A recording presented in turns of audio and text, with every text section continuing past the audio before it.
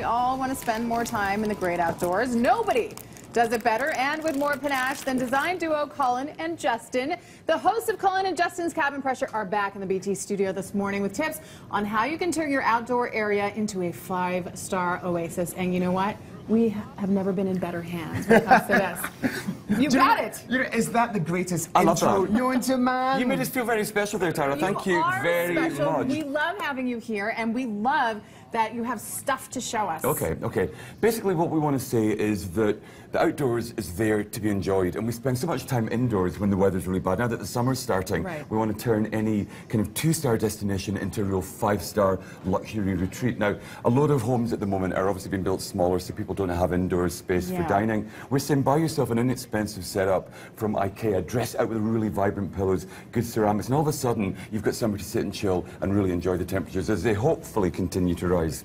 As they hopefully continue to rise. And we have such a short season here in Calgary, so we really need to make the best of it. You want to make the most of it, you know? So I think, you know, extend it into the evening as well. Anything you can do to actually, you know, let that summer day last forever is a good thing. You know, we've got a little fire pit down there, you know, so you could toast your s'mores, you know, really kind of gather around there, sing. What's the great Canadian song that you sing around the campfire? Oh, Colin, what am I? Suddenly I'm the oracle of all things musical. All things fabulous, you know, but then you could use real flames. We've got battery-operated candles in there as well, really safe for kids. Love this. This is from IKEA. And actually, you can't see this in the studio, but it's solar-powered. Oh, fantastic. So you could hang this off the trees like giant fruit, and then when it gets dark, this thing's going to glow, look amazing. I love Little that. lanterns are cool too. One of the big problems as well that we're facing when we go outdoors is the fact that the mosquito population seems to be rising every time. So we're looking at ways to avoid them. Standing water is a big issue. Maybe you've got a bird bath outdoors.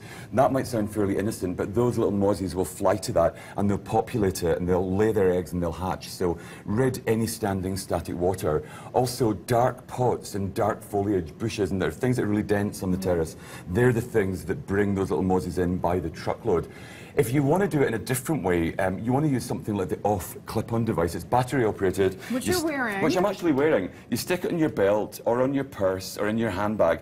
It's battery operated and it kind of basically deters loads of mosquitoes. You get up to 11 hours protection from one of these things, and top to toe, hopefully those mozzies are going to fly in another direction. That's the last thing you want when you do have such a limited time to spend outside, right? You don't want to be. They love us. You know what? They see these two pale Scottish people as kind of, I don't know, walking buffets. We're exotic meat for the mosquitoes, so don't let them win. Get back out there, You've Canada. got to. When we were filming Cabin Pressure, incidentally, the last episode of Cabin Pressure, the season finale is this Sunday, but when we were filming that for Cottage Life, we were just completely and utterly besieged at all times by anything flying and buzzing, and we were, as Colin said, we were literally like pincushions. So we had these attached to our cameraman, off-clippers and all the researchers, the production teams, and life outdoors is so much better. Now, a lot of these you can do on a budget too. You're saying IKEA, generally things not so expensive. Do you have a rule in terms of high, low when it comes to, you know, what you might want to invest in a little bit more and what you can kind of throw away? I think you always pay for comfort.